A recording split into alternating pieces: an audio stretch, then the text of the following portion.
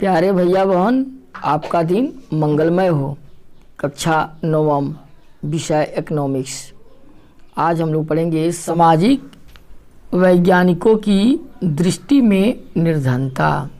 इसी को आज हम लोग अध्ययन करेंगे। देखिए, निर्धनता शब्द एक ऐसा शब्द है जिससे हम समझ जाते हैं कि निर्धनता का मतलब गरीबी। निर्धनता का अनेक पहलू हैं। निर्धनता के अनेक पहलू हैं, सामाजिक, वैज्ञानिक, उससे अनेक सूचकों के माध्यम से देखते हैं।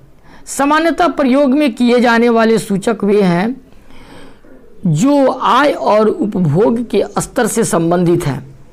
आय और उपभोग के स्तर से जो संबंधित हैं, लेकिन अब निर्धनता को निरक्षरता स्तर पर, कुपोषण के कारण, रोग प्रतिरोधी क्षमता की कमी, स्वास्थ्य सेवाओं की कमी, रोजगार के अवसरों की कमी, सुरक्षित पेयजल, ये सब जो है आपको निरक्षरता स्तर, कुपोषण, प्रतिरोधी क्षमता, स्वास्थ्य सेवाओं की कमी, रोजगार के अवसरों की कमी, सुरक्षित पेयजल की कमी, स्वच्छता तक पहुंच की कमी आदि जैसे अनेक सामाजिक सूचकों के माध्यम से भी देखा जाता है।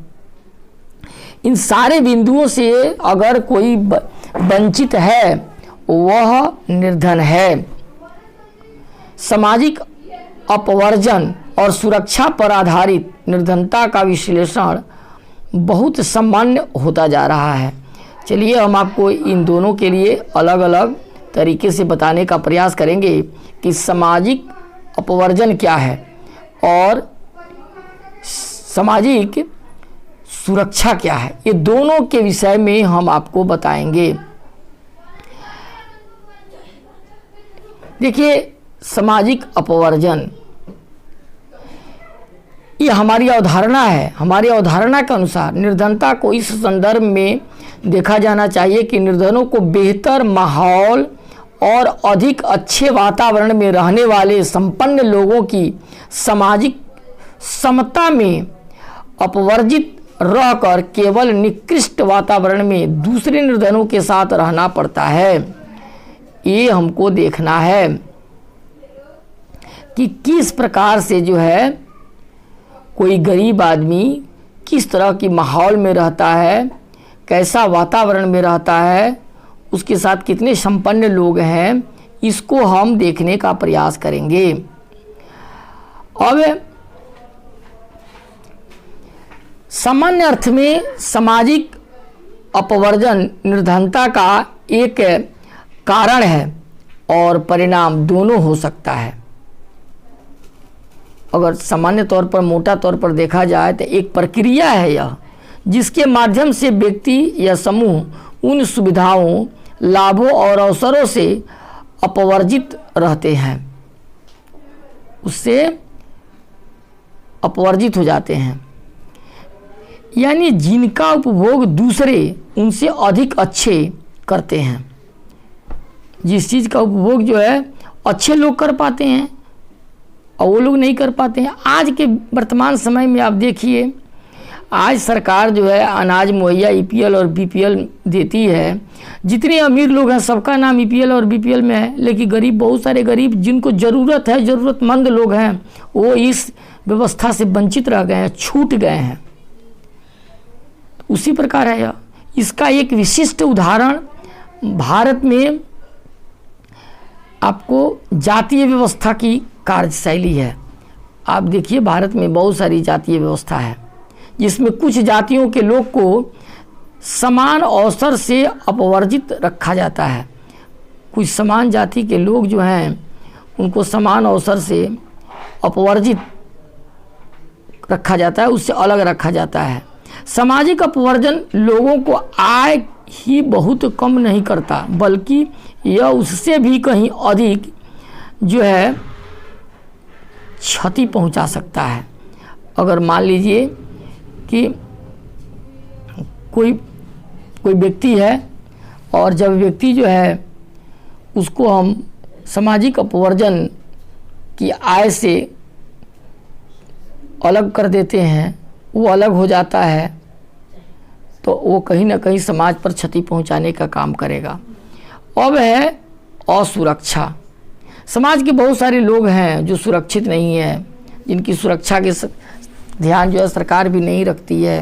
निर्धनता के प्रति असुरक्षा एक माप है, एक माप है जो कुछ विशेष समुदाय जैसे किसी पिछड़े जाति के सदस्य या व्यक्तियों, जैसे कोई विधवा या शारीरिक रूप से विकलांग व्यक्ति की भावी वर्षों में निर्धन बने रहने की अधिक संभावना जताता है।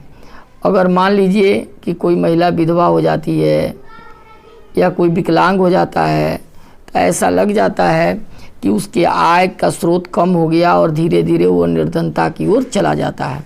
और सुरक्षा का निर्धारण परिसंपत्ति, शिक्षा, स्वास्थ्य और रोजगार के अवसर के रूप में जीविका खोजने के लिए विभिन्न समुदाय के पास उपलब्ध विकल्पों से होता है। मान लीजिए असुरक्षा निर्धारण करना है। परिसंपत्ति का मतलब होता है दूसरे की संपत्ति। शिक्षा, स्वास्थ्य, रोजगार के अवसर, ये सब जो है ये इसके कारण है। हम जीविका की खोज के लिए भी विभिन्न समुदाय के पास जो उपलब्ध अपना विकल्प है, ये सभी से ये सारे असुरक्षा उत्पन्न होता है। कैसे कि मान लीजिए कोई दूसरे जगह रोजगार खोजने के लिए गया, वहाँ सुरक्षित नहीं है। कोई शिक्षा ग्रहण करने के लिए गया या शिक्षा उसके पास नहीं है, वो सुरक्षित नहीं है। स्वास्थ्य के दृष्टि से भी अगर गरीब आदमी है तो उसके पास पैसे नहीं है इलाज कराने के लिए, गरीब आदमी है पढ़ने के लिए पैसे नहीं है, रोजगार के उसको नहीं मिल पा रहा है। इस तरह तरह की उसके पास कठिनाइयाँ हैं और इन्हीं कठिनाइयों के कारण उनको ये असुरक्षा मिलता है, असुरक्षित वह रहता है। इसके अलावा इसका विश्लेषण प्राकृतिक आपदा जैसे भूकंप, सुनामी, आतंकवाद आदि मामलों में इन समूहों के समक्ष जो है विद्यमान बड़े जोखिम के आधार पर किया जाता है। इसके अलावा भी विश्लेषण करें तो इन जोखिमों से निपटने की उसकी सामाजिक और आर्थिक क्षमता के आधार पर किया जा सकता है। वास्तव में जब लोग के लिए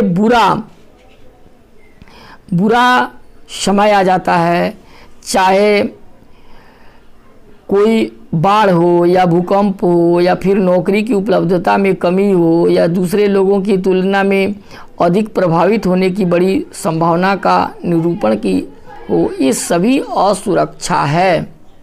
हर दृष्टि से जो देखा जाता है तो जो निर्धन लोग हैं, गरीब लोग हैं, वो सामाजिक अपवर्जित भी हैं और सामाजिक दृष्टिकोण से असुरक्षित भी हैं।